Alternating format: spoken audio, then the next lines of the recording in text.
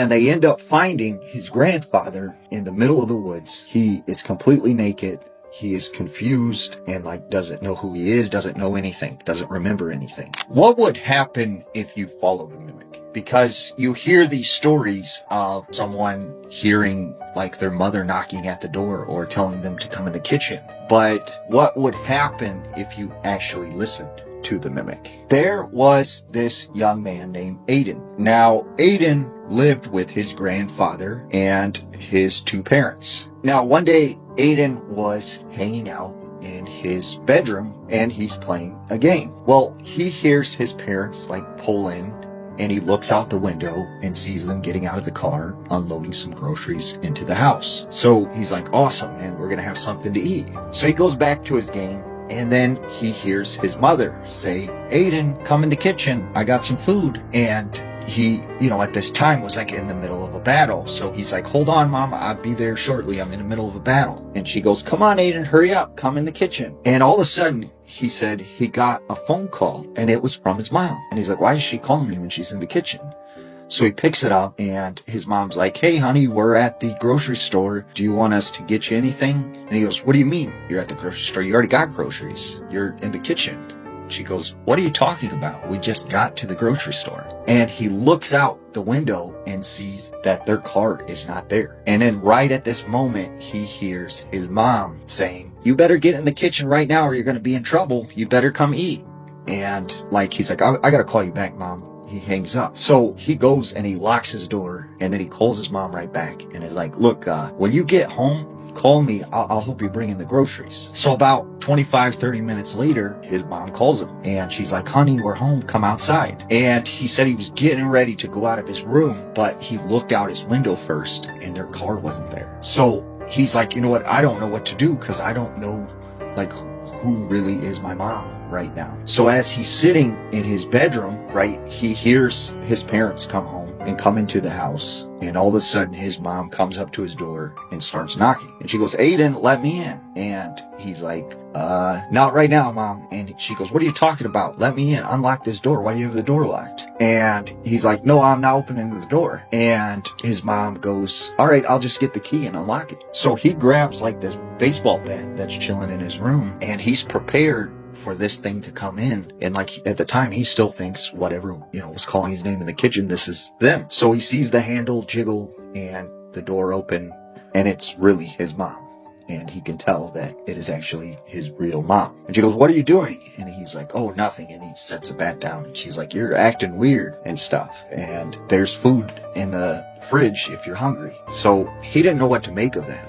What did he just experience? And he didn't feel like he could tell his parents about it. So he decided to talk to his grandpa, who was kind of like his best friend at the time. So he goes to his grandpa's room and he's like, Grandpa, he's like, have you ever seen something like you can't explain? And he goes, what do you mean? And he tells the story about how he thought his mom and dad had came home, he's seen their car and everything, but it wasn't actually them. And the grandpa goes, oh no.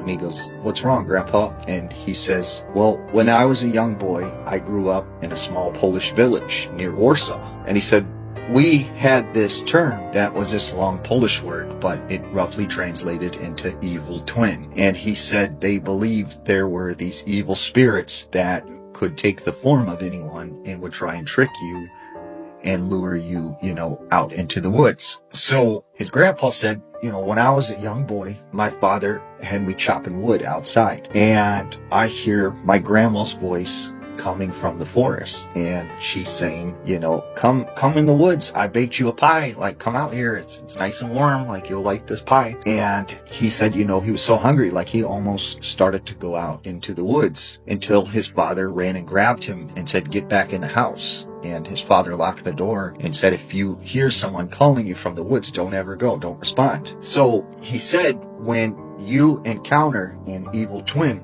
as they called it, they will follow you for the rest of your life. And he feared that maybe this thing had followed him here to America. And this is what Aiden had seen. A couple weeks later, his parents are gone and it's just him and his grandpa. And they're watching this World War II documentary in the living room. Well, all of a sudden, the wind picked up and a strong breeze pushes the back kitchen door open, and they hear it, open up. So his grandpa's like, I'll go and close the door real quick, and I better lock it so it doesn't blow open again. So his grandpa goes into the kitchen, but after about 10-15 minutes, he doesn't come back. So Aiden's like, Grandpa, are you all right? He goes into the kitchen. The back door's still open, and he doesn't see his grandpa. He goes throughout the house. He's yelling his name. He doesn't see him anywhere. So he goes out, to the back door, and he's yelling his grandpa's name. He doesn't hear it. So he calls up his parents, and his parents come home immediately, and they call the police, and they do this big search throughout the neighborhood and into the woods. And they end up finding his grandfather in the middle of the woods. He is completely naked.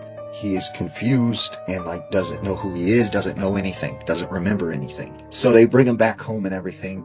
Well, Aiden said that, they chalked this up to dementia and said he was diagnosed with a severe case of dementia. But Aiden, in his mind, suspected, because of the series of events that happened before this and his grandfather going out to the kitchen when the door opened, that this was the evil twin thing that his grandfather had talked about.